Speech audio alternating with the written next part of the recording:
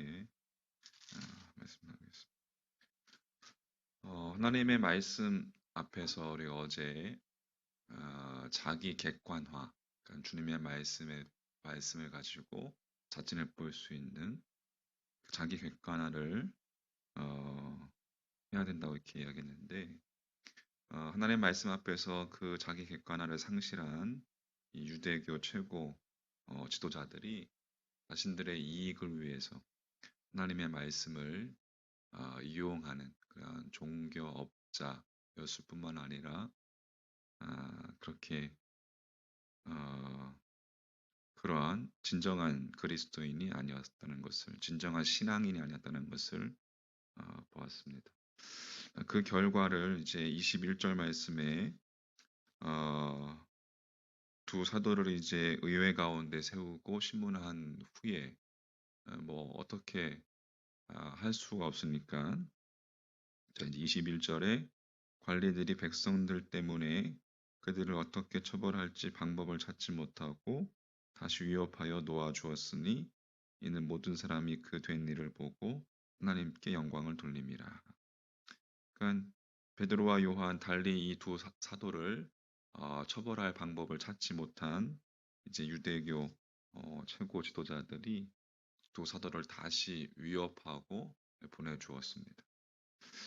그 이유는 그 된 일, 이제 나면서부터 못 걷게 된 일을 일으켜 세우고 예수의 이름을 일으켜 세우고 성전 옆에 솔로몬 행각에서 베드로가 주님의 죽으심과 십자가의 죽으심과 부활에 대해서 선포하면서 그죠? 그 된 일을 보고 하나님께 영광을 돌리는, 이제 음, 그 성전 미문 앞에서 못 걷게 된, 나면서 못 걷게 된 일을 일으켜 세운 그것을 보고, 또 예수 그리스도의 십자가와 부활, 에, 그것을 보고 하나님께 영광을 돌리는 백성들로 인해서, 백성들이 그 이상 일들을 다 알았기 때문에 유대교 최고 지도자들이 이 두 사도를 더 이상 위협할 수가 없었습니다. 백성들의 눈과 귀가 있는 한 유대교 최고 지도자들은 두 사도가 아무리 미워도 차마 이 판결을 굽게 할 수가 없었어요. 자, 이어서 22절 말씀에 이제 이 표적으로 병 나은 사람은 몇 세나 되었더라? 40여 세나 되었더라. 네.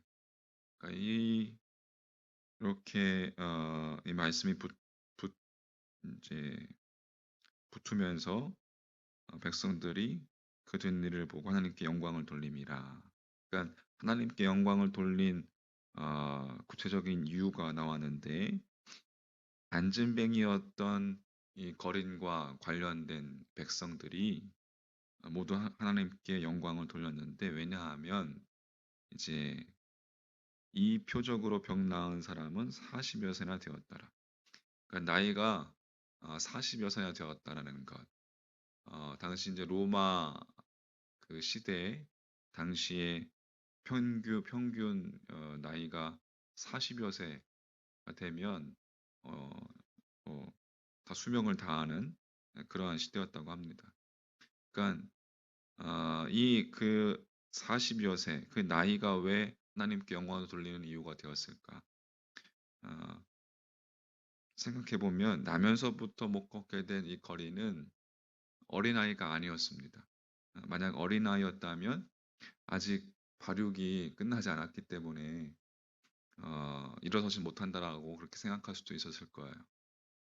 혹은 10대 청소년이었다면 사람들은 그가 훈련을 통해서 일어설 수 있을 것이라는 그런 희망을 가졌을지도 모르겠습니다.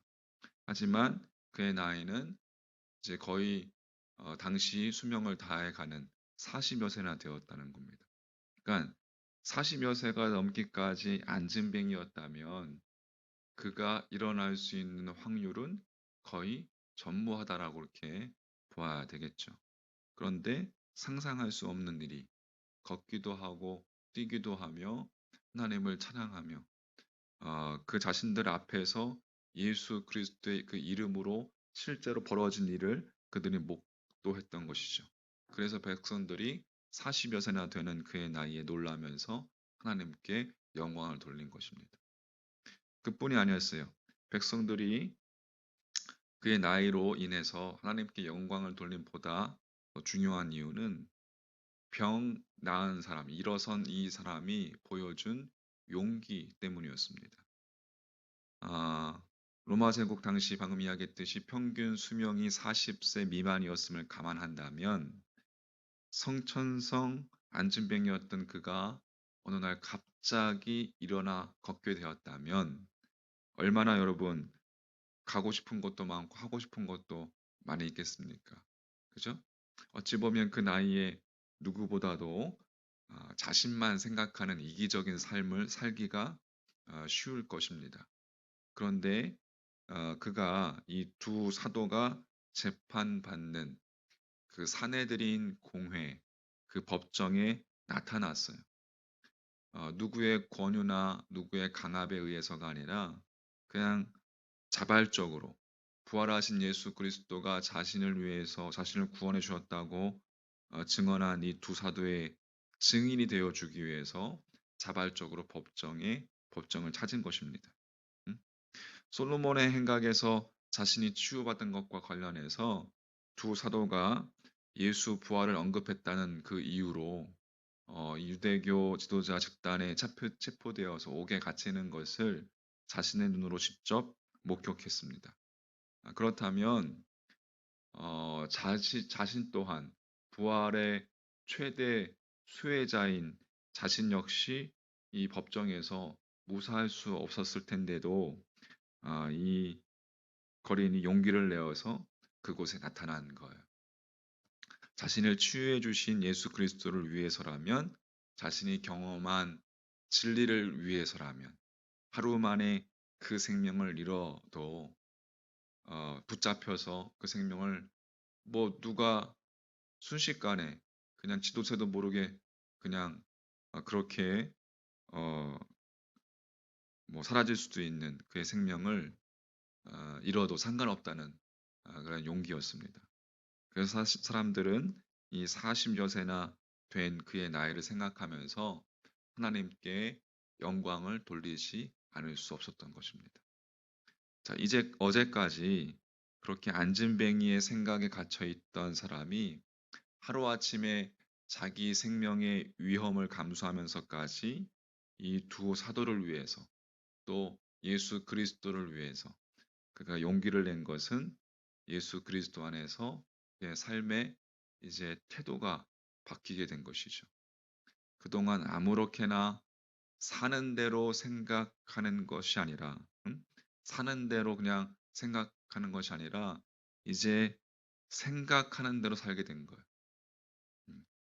여러분, 우리에게 주어진 인생이라는 시간을 그냥 사는 대로 그렇게 사는 것이 아니라 새로워진 생각이 예수 그리스도로 말미암아 우리가 새로워진 생각, 영혼으로 잇대어지는 그 새로워진 생명의 생각을 가지고 하루하루를 살아야 합니다. 할렐루야. 그 새로워진 생각이 그의 삶을 통해서 드러났고 용기를 내어서 생각한 대로 살게 된 것입니다. 자, 그런데 여러분, 그 용기의 출처는 두말할 것도 없이 자신이 아니라 자신을 구원해 주신 예수 그리스도였다는 것입니다. 대부분의 그리스도인들은 삶의 현장에서 그리스도인으로 마땅히 지녀야 할 바른 생각이 무엇인지 알기는 하지만 막상 그 생각을 삶으로 용기 있게 실천하기에는 주저하거나 두려워합니다. 그것은 용기의 출처를 자기 자신으로 착각하기 때문에 그렇습니다. 잠깐 불의와 타협하는 것으로 떼돈을 벌 수 있는 사람이 자신의 의지와 자신의 신념만으로 그 불의의 유혹 앞에서 그것을 물리치는 것은 쉬운 것이 아니죠. 혹 한두 번 용기를 가지고 그렇게 그런 용기를 낼 수는 있을지 모르겠지만 본래 타락한 본성을 지닌 인간, 우리 자신의 힘으로, 인간 자신의 힘으로 일평생 그렇게 산다는 것은 불가능한 일입니다.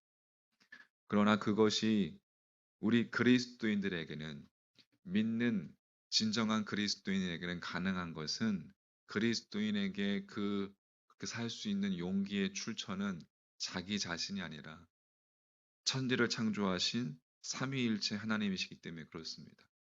다시 말해서 그리스도인이 주님의 말씀을 쫓아서 주님을 따라서 바르게 생각하고 바르게 생각하는 대로 사는 용기를 주저하지 않는 것은 전능하신 하나님께서 그 삶의 결과를 책임져 주심을 알고 또 믿기 때문인 것입니다.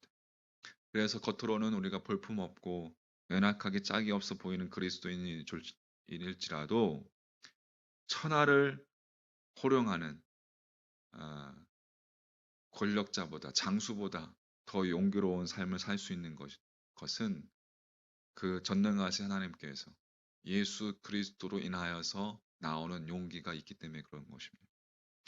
그럼 소망하기는 우리 용기의 출처이신 예수 그리스도를 통하여서 생각하는 대로 사는 여러분과 저의 믿음의 삶이 되기를 간절히 소망합니다. 그냥 막 사는 것이 아니라 생각하는 그리스도인, 우리에게 구원을 베풀어 주시고 영원한 생명을 주시고 이 세상에서의 우리가 살아가는 우리의 정체성이 무엇인지, 주님의 여러분 나라와 의를 위해서 주님의 도구로 여러분 그런 쓰임 받는 그런 하나님의 나라의 통로가 되기를 간절히 소망합니다.